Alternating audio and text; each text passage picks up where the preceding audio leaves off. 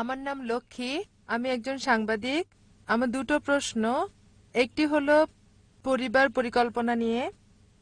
আমাকে আমার অন্য এক মুসলিম বন্ধু বলেছে যে আপনারা পরিবার পরিকল্পনা সমর্থন করেন না। আমি নিশ্চিত সম্ভবত আমার দাদি নানিদের সময় খুব বেশি খুশি হতো 10-15টা সন্তান জন্ম দিলে, কিন্তু রাষ্ট্রের নিয়ম অনুযায়ী আমি বলতে চাচ্ছি কিভাবে এটা থামানো সম্ভব যদি পরিবার পরিকল্পনা না থাকে। আমার দ্বিতীয় প্রশ্ন হলো, মুসলিম পুরুষেরা 4-5টা বিয়ে করতে পারে আমার মনে হয়, এবং তাদের স্ত্রীদের অনুমতির প্রয়োজন হয় না।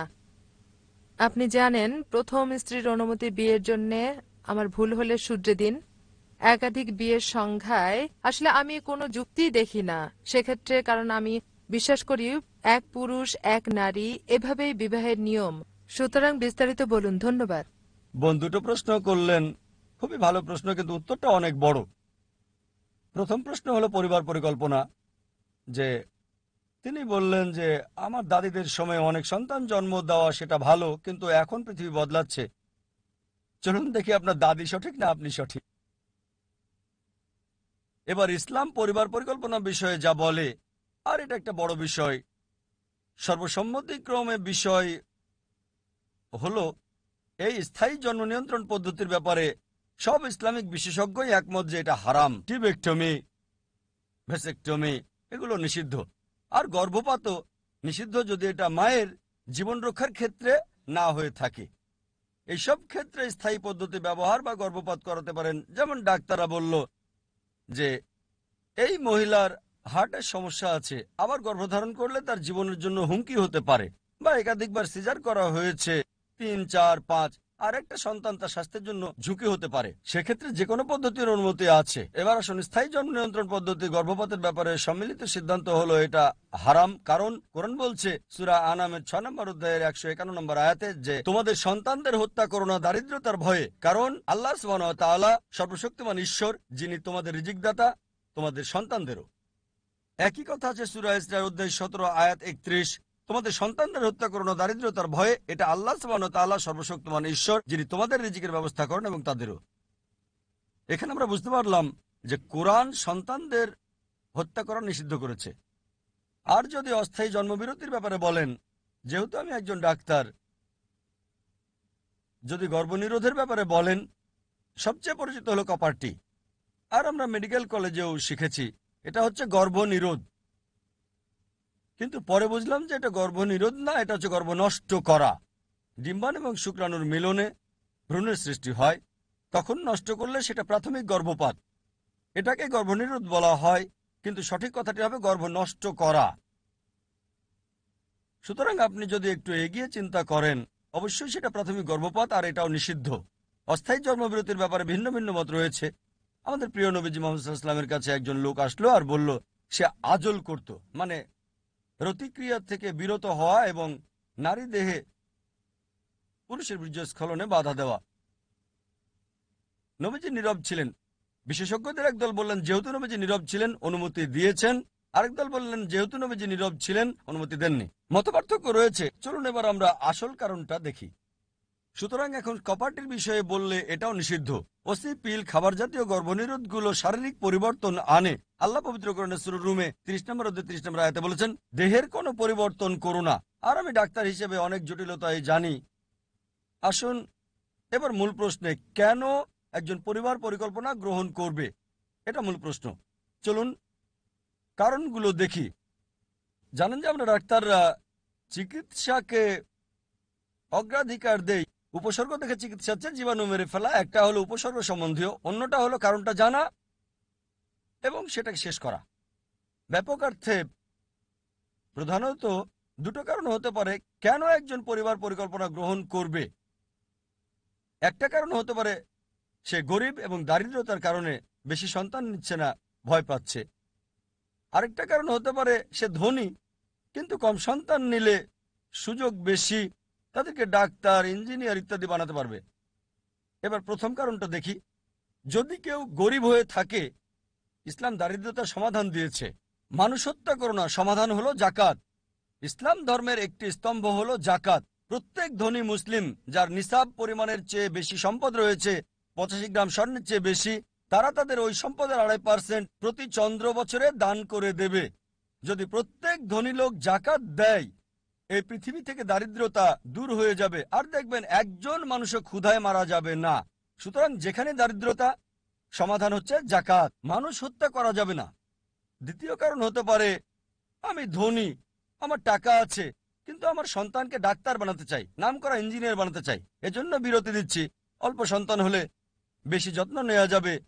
বোন, আমি আমার পিতামাতার পঞ্চম সন্তান। যদি তারা পরিবার পরিকল্পনা গ্রহণ করতো, আমি এখানে আসতে পারতাম না। বোন, আপনি কি জানেন আমি একজন মেডিকেল ডাক্তার, আর বর্তমান সমাজে সবচেয়ে ভালো যে পেশা সেটা মেডিকেল ডাক্তার, ঠিক? আমি কি সমাজের জন্য আশীর্বাদ না অভিশাপ? বোন, আমি পিতামাতার পঞ্চম সন্তান। যদি আমার পিতামাতা পরিবার পরিকল্পনা গ্রহণ করত, তাহলে আমি এখানে থাকতে পারতাম না।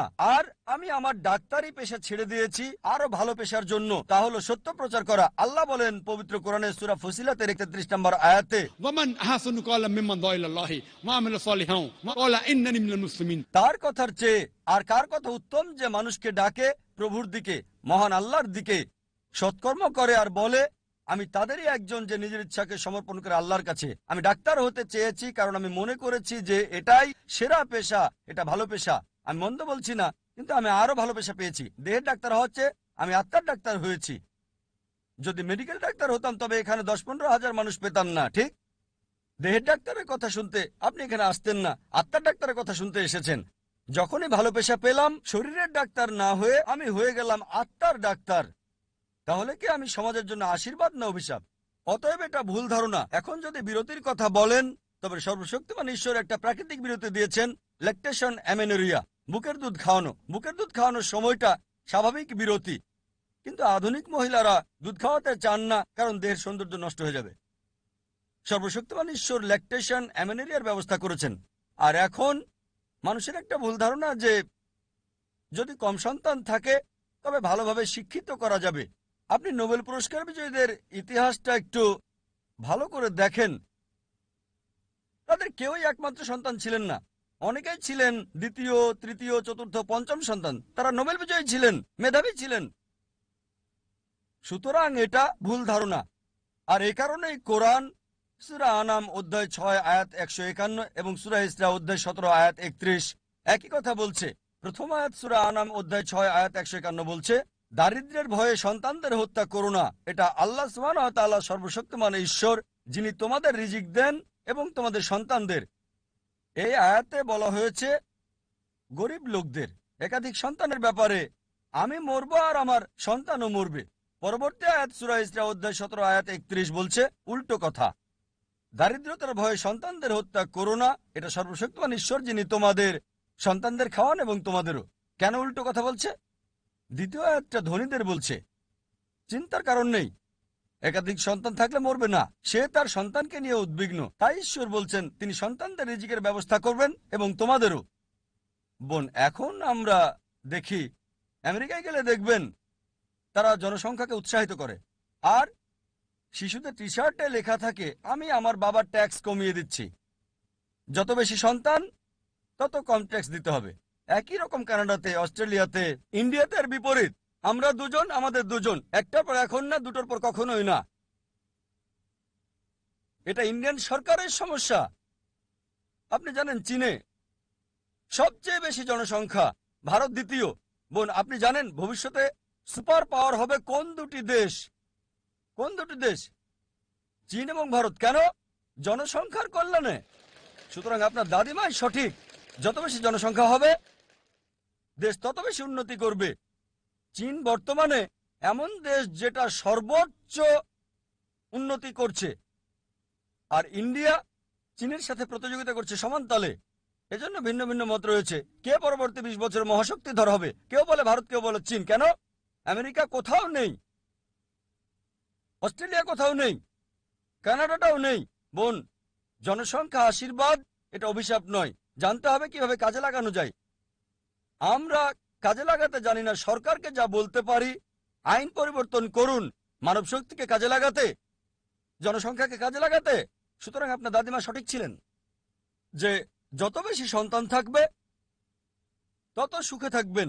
আর বোন, আরেকটা প্রকার রয়েছে, যারা গরিব নয়, তারা কম সন্তান নিয়ে ভাবে না, ভালোভাবে সন্তান পালনের সমস্যা নেই। তাদের কথা হলো, সন্তান পালনের মতো ঝামেলা কি দরকার, আমার টাকা আছে, অর্থনৈতিক কোনো সমস্যা নেই, আমি ওগুলো নিয়ে ভাবছি না আমার সন্তান ডাক্তার হবে না ইঞ্জিনিয়ার। সন্তান পালনের ঝামেলা কে নিতে চায়? তৃতীয় প্রকার, দেখবেন কিছু সমাজ রয়েছে, গুজরাটিদের কথা বলা যায়, তারা অল্প বয়সে বিয়ে করে এবং দ্রুত সন্তান নেয়।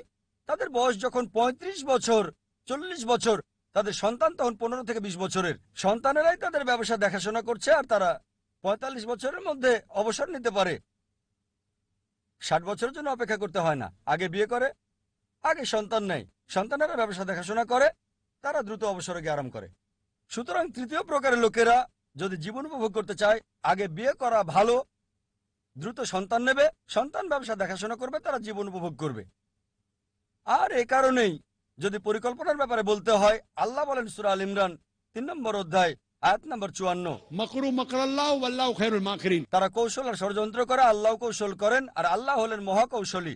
সুতরাং যদি মনে করেন সর্বশক্তিমান ঈশ্বর ভালো পরিকল্পনা করতে পারেন, তার কাছে এটা ছেড়ে দেন। যদি মনে করেন আপনি ভালো পারেন, এটা আপনার পছন্দ। আমি বিশ্বাস করি ঈশ্বরে, আমার কৌশল নির্ধারণ তার হাতে, আর এই কারণে আমি এখানে।